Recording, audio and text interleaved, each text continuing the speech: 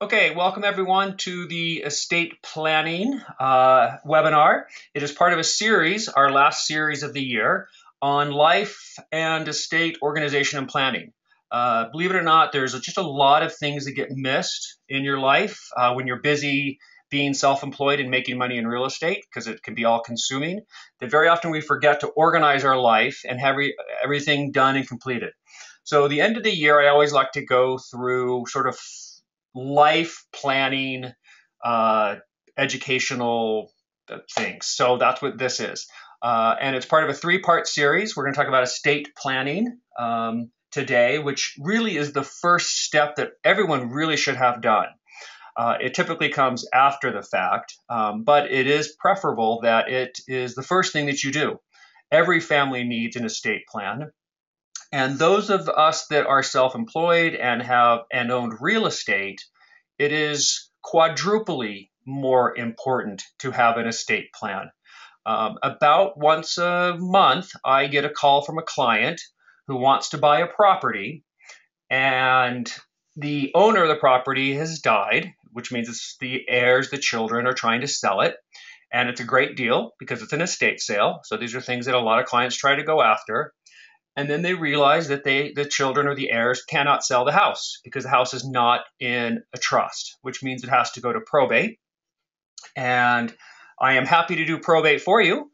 It costs actually a little bit more than setting up your estate plan.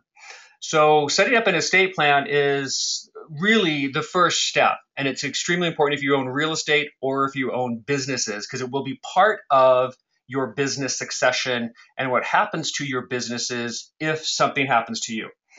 The business side we're going to cover next month at the end of September, the fourth week, and we'll cover what happens to your business if something were to happen to you.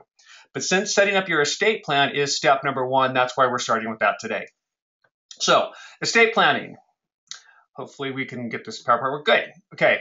Just remember that today's presentation is copyrighted by my office, but there's no need to worry about that because, as always, it is being recorded and it will be posted on my website for view at any time. So just don't go selling it as something you did.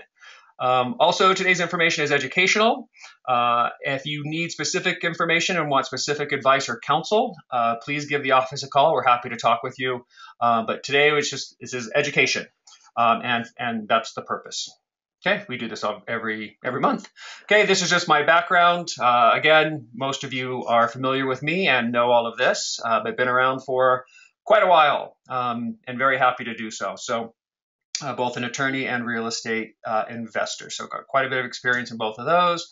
These are just some other things that I've done, which you all know. These are things that our office does. Of course, entity formation is asset protection and estate planning. That's the bulk of it. Because again, when we do estate planning, we take an asset protection view of how we set things up, which is very different, and you'll hear this throughout the webinar today, very different than how other estate planners will do it, who just do family estates, who aren't familiar with real estate investing, the kinds of businesses that you own, the kind of assets that you own, and how to protect those assets. And in fact, I've seen many clients come to me with their estate plan set up where they have lost all of their asset protection because it wasn't done correctly.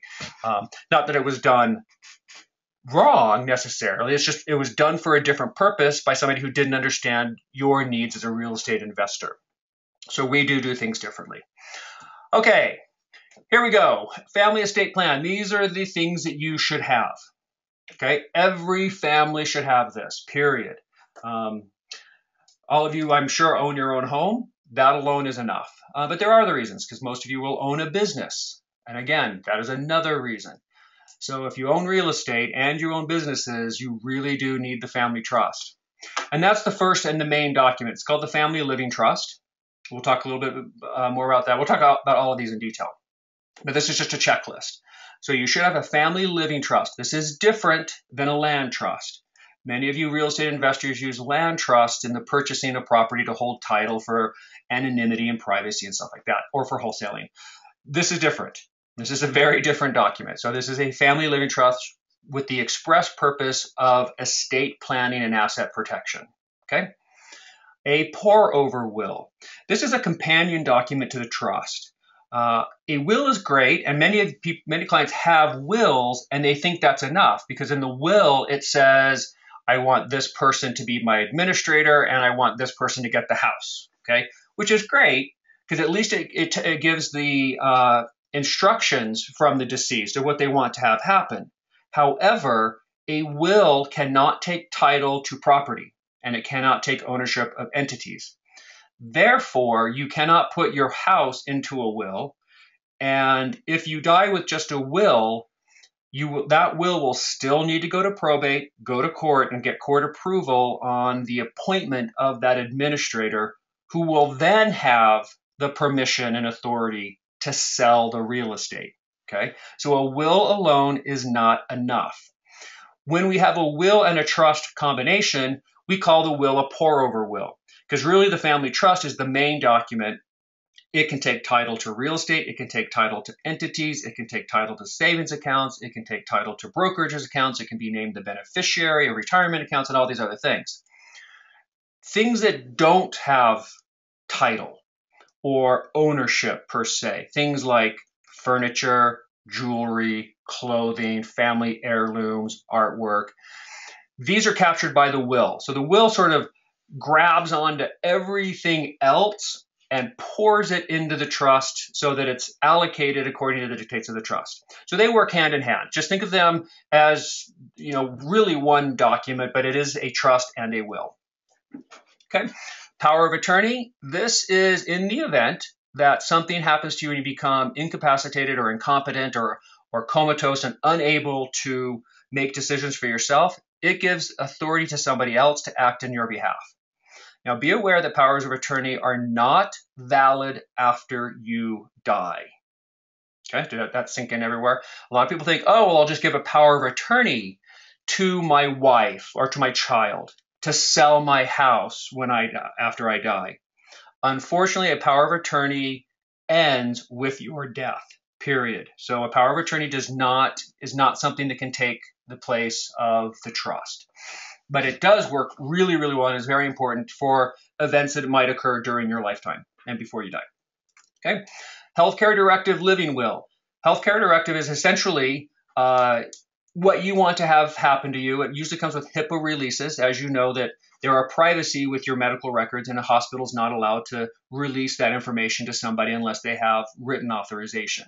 So it kind of takes care of those decisions. And the living will takes care of, it's the to pull or not pull the plug document. And we'll talk more about that.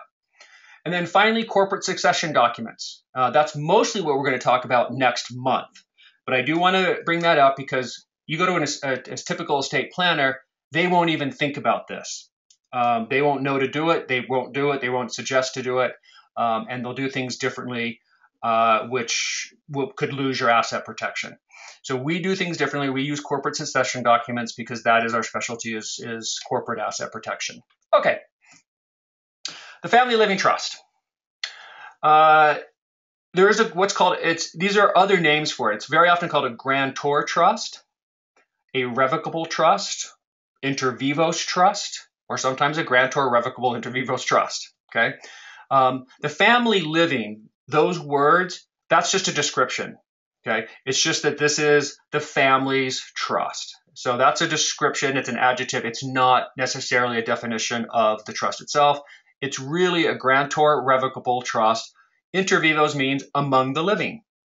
So while you are living, you as the grantor can set up this trust and define trustees who are living and beneficiaries who are living. So it's a contract. It's an agreement among people who are living where the grantor sets it up. And the revocable part means that it can be changed or modified at any time by the grantor. Okay. An irrevocable trust is one that cannot be changed or modified by the grantor or by anybody else for that matter. An irrevocable trust is actually a great asset protection tool. It's one of the best ways to protect assets for future beneficiaries. The problem is it's not very convenient, and most clients don't want to put their assets into an irrevocable trust because they still need those assets in other way to use in other ways. It's a rental property that maybe they want to sell and use for their retirement. Well, you can't do that in an irrevocable trust because you've technically already given that property to your heirs or your beneficiaries. It's their property when you die, and so you can't use the bulk of it for your own purposes. So the irrevocable trust we really only set up with older clients who are planning for their deaths and have property that they know that they don't necessarily need the value of, and they know they want to give it to their children or to a beneficiary, to a charity. And so during their, maybe it's a rental property during their lives, they can take some rent from it, some income from it, but the bulk of it, the asset itself and the net equity in it, they want to go to their kids and they want to make sure that's protected. Then putting it into an irrevocable trust is a great way to go. It is. But for 99% of my clients, it's just not feasible or practical. So we set up revocable family trusts. Okay, enough of that. Estate planning versus tax planning. Okay, for 99.5% of my clients, which is 99.5% of the entire United States, really we're talking about estate planning. We're talking about the efficiency and allocation of assets and convenience of the allocation of assets upon your death. Tax planning right now really only kicks in for a very small portion of people. Currently, you can leave about $5.5 million to heirs upon your death, almost $11 million to heirs if you're married, tax-free. So if you're a married couple, you can leave up to almost $10, $11 million and not have to worry about any estate taxes. Okay, so that's great. So most clients don't need to worry about saving on their estate taxes because they just don't have an estate big enough to justify it. Okay, with clients that do have $5 to $10 million in assets, it's a very different kind of situation. It's a different document because at that point, we're looking at tax planning as the primary reason for the family trust, rather than estate planning and making sure that our homes can be sold, that young children are taken care of, that there's a trustee to come in and run our businesses, that sort of thing. Okay, so again, just kind of be aware of that. Those are the two things you look at when setting up a family trust. Is most of you are looking at estate planning. Some of you might be looking at tax planning. Okay, terms. These are just terms of the trust. The creator of the trust is called a grantor or sometimes a trustor. Okay, this is the person that sets it up. It's technically their trust, and they have the power to change it or amend it. They also assign a trustee. Think of the trustee as the manager of the trust. Okay, to use kind of an LLC as an example, since many of you do have LLCs, the grantor would be the member or the owner. The trustee would be the manager. Can they be the same person? Absolutely. You can own an LLC and be the manager of it, and you can create a trust and be the trustee of it. But those are two different hats that you wear. One is as an owner, one is as a manager in an LLC. And in a trust, one is as the grantor and one is the trustee. So they're just different jobs or different positions. Okay? And then there are beneficiaries. These are the recipients of the assets that are held in the trust. Can you also be a beneficiary? Yes. During your lifetime, you are also a beneficiary. Your spouse can be a beneficiary.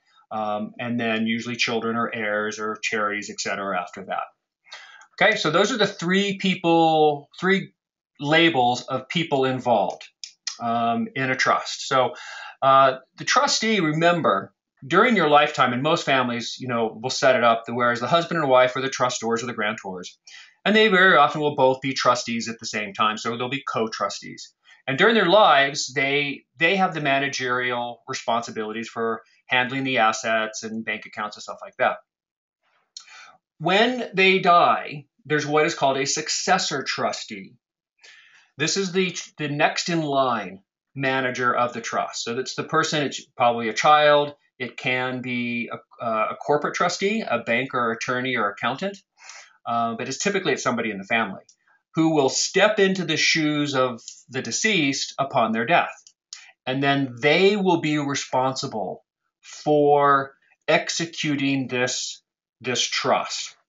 And with that, I should mention, when all grantors are dead, so if there's one grantor, when that person dies, if it's a husband and wife, when both of them are dead. So when all grantors of the trust are dead, that trust immediately becomes irrevocable. And it cannot be changed. So at that point, it is a great asset protection tool because it is irrevocable at that point. Okay. Finding the trust. Once we set up the trust document, and usually clients come into my office, we sign, then you've got to fund it. Funding the trust means transferring title to the assets into the trust name itself or into the name of the trustee of the trust. Okay? The things we fund a trust with, your personal residence, okay, the one you're living in. We typically do not put personal residences into any kind of entity because you could lose a lot of tax benefits and there could be other issues. So personal residence that are held in your personal name should be retitled by deed into the name of the trust.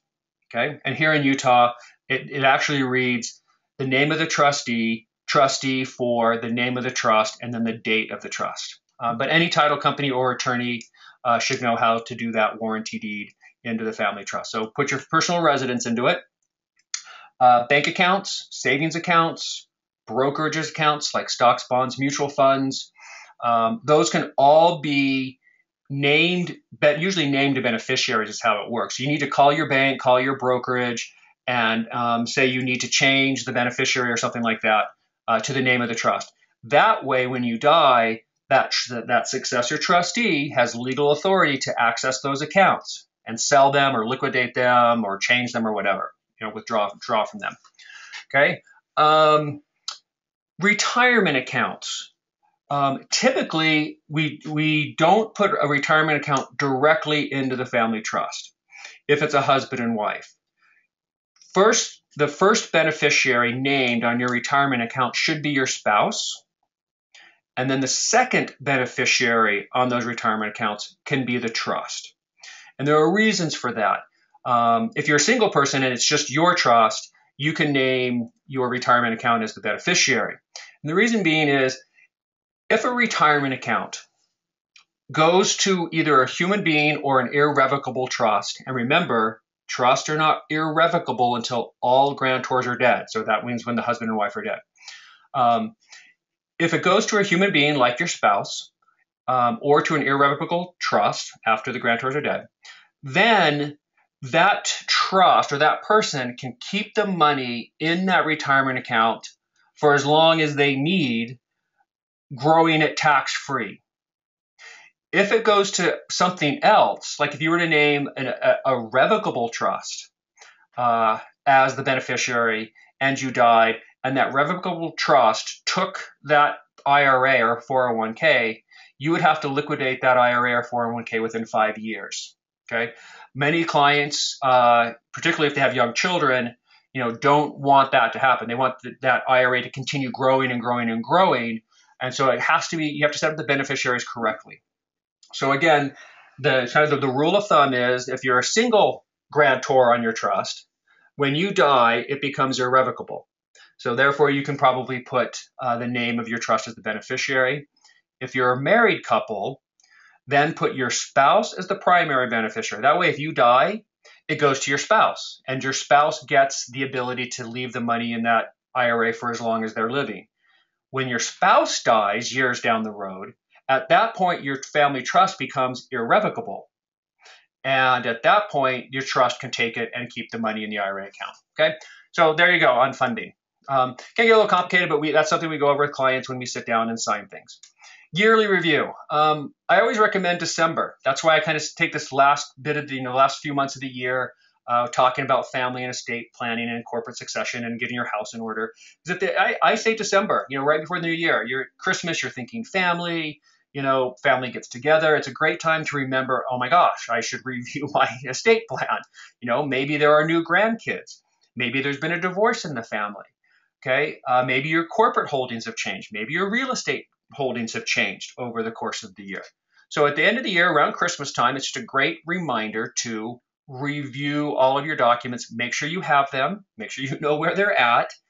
Make sure your successor trustee, whoever you've named as that, knows where everything is at. Because if you die, they need to get access to it. You can give them a copy.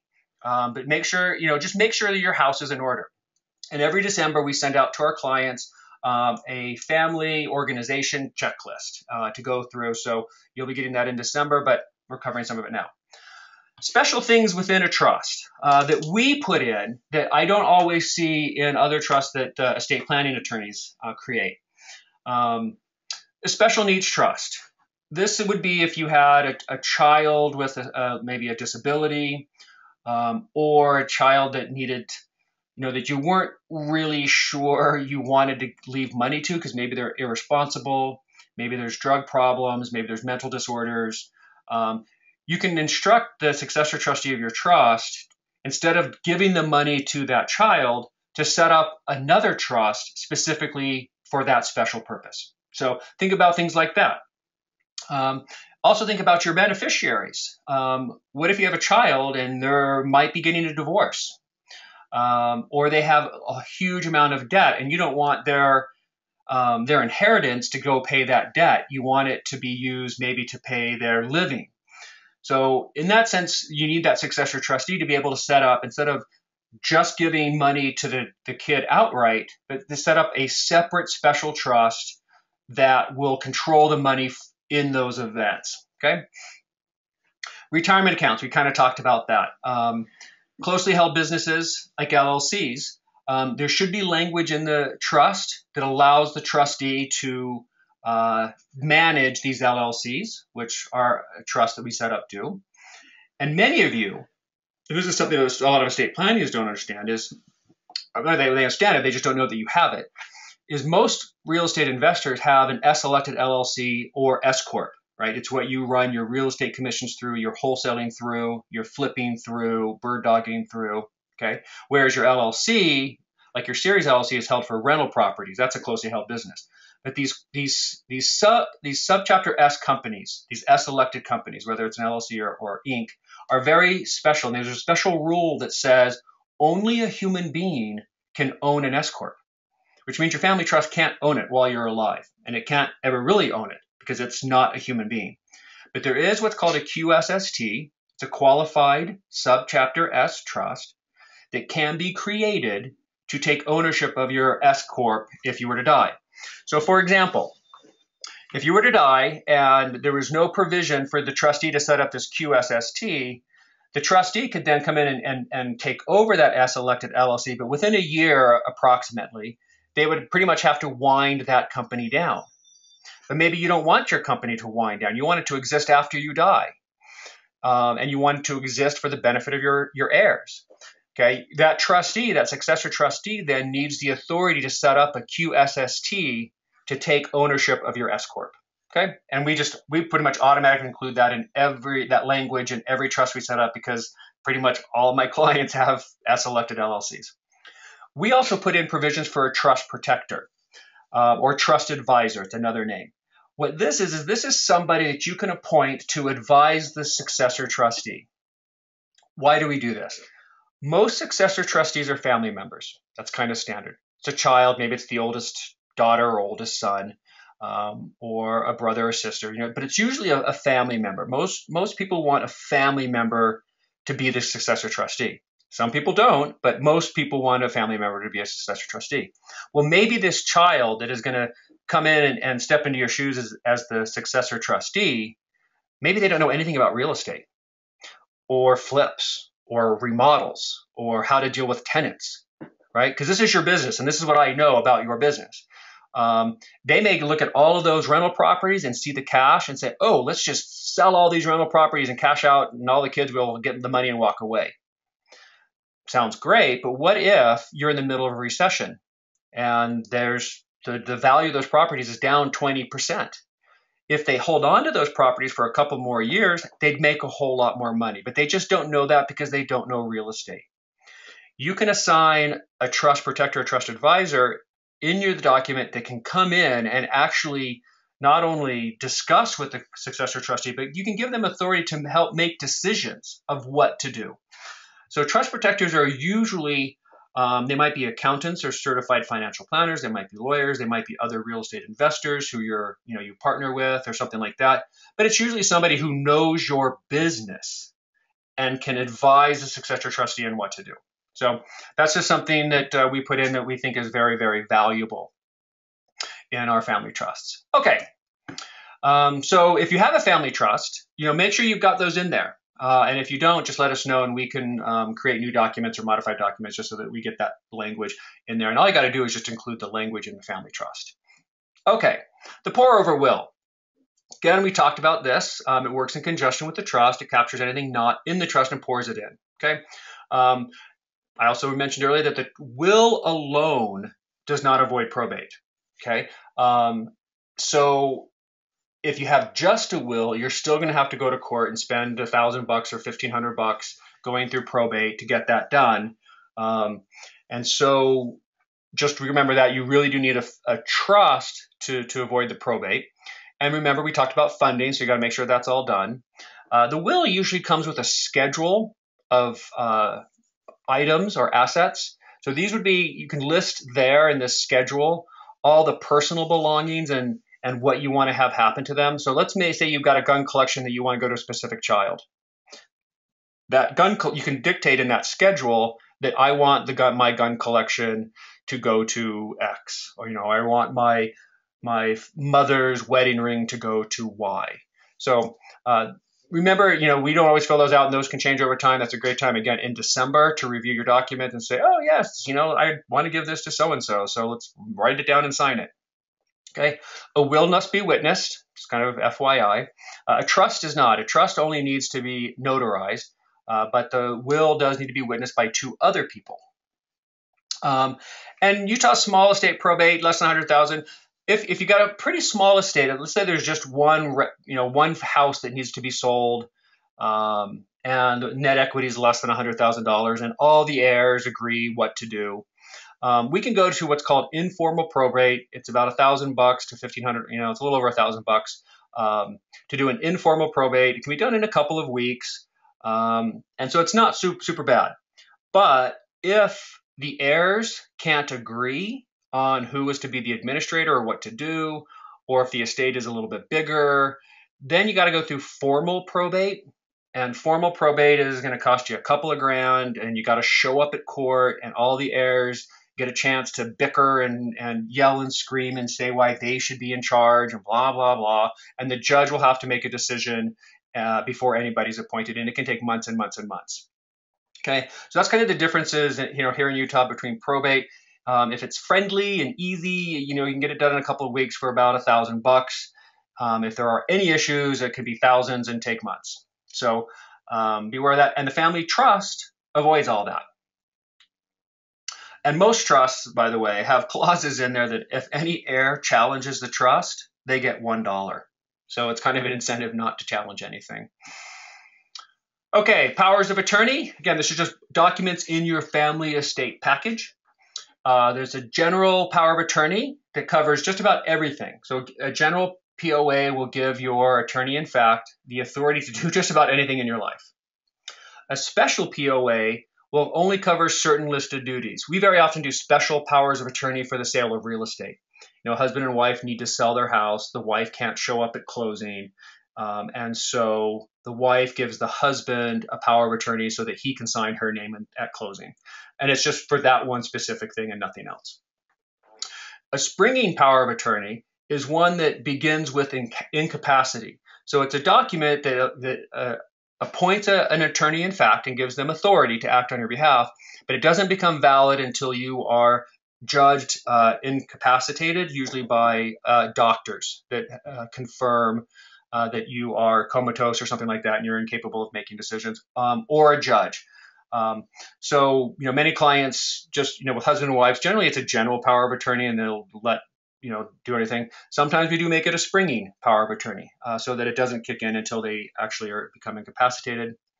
A durable power of attorney doesn't end with incapacity. So some powers of attorney will allow somebody to do something, like right now.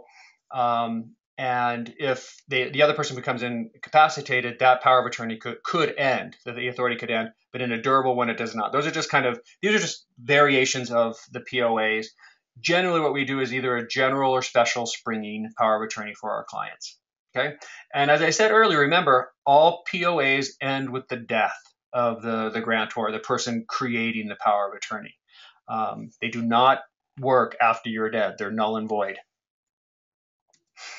Healthcare directives, again, this helps make medical decisions, life-ending decisions, living will. We usually create this document at the time of signing when we're sitting down. I give my clients usually some information to start thinking about it. But then we kind of go through it's a multiple choice kind of thing, and you kind of just check certain boxes of when and how you want somebody to pull the plug. But it is a really good thing to have done, because if in that event, your family is going to have to make those decisions, and if they don't know what you want, it's going to cause a lot of stress and anxiety to worry about, what your wishes really are. So to put them in writing and let people know is a really great thing. Believe it or not, I would say 95% of my clients are pull the plug people. I don't know why. I think that's maybe just more accepted now, that people just don't want to hang around. So yeah, just don't, these are just decisions, and the earlier you make them, the easier they are to make. You certainly don't want to be making them when you're lying on the hospital bed. HIPAA release, that is just allows, your family to have access to your medical records. And then final disposition is, do you want to be buried? Do you want to be cremated? Do you have a plot somewhere that you've already paid for, etc. So it's just, again, you're providing instructions for the eventuality, because we're all going to die, right? Two things that are guaranteed in life: death and taxes. I can help you save on taxes, but I can't stop you from dying. And the family estate package is just a really, really, really fantastic way to make things super easy and less expensive. It is really less expensive to create the family estate package than it is to deal with things if you don't have it. It literally can just run into thousands of dollars. Okay. Corporate succession documents. This is really the topic for next month. So in about 4 weeks, we'll talk about this. But we always create transfer on death agreements or buy-sell agreements when we create a family trust package. So these are kind of included if you don't already have them. And these are ways of dealing with your businesses when you die. It is typical for most estate planning attorneys, when they set up your family trust and they talk about funding it, they will tell you to transfer ownership of your LLCs into the name of the family trust. That's a standard operating procedure for estate planners.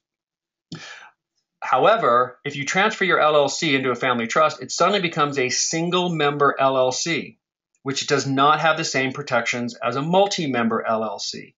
And so you've lost your asset protection by moving the LLC into your family trust. So we keep LLCs in your individual names while you are alive, and then move that LLC over to your family trust upon your death. So you accomplish both things. You get the asset protection while you're alive, and you get the estate planning benefits after you die. And we'll talk more about these two documents and corporate succession and what happens when you die and things like that next month. So I hope you join me. You're automatically registered, and you will get reminders. You register essentially for all 3 webinars at once.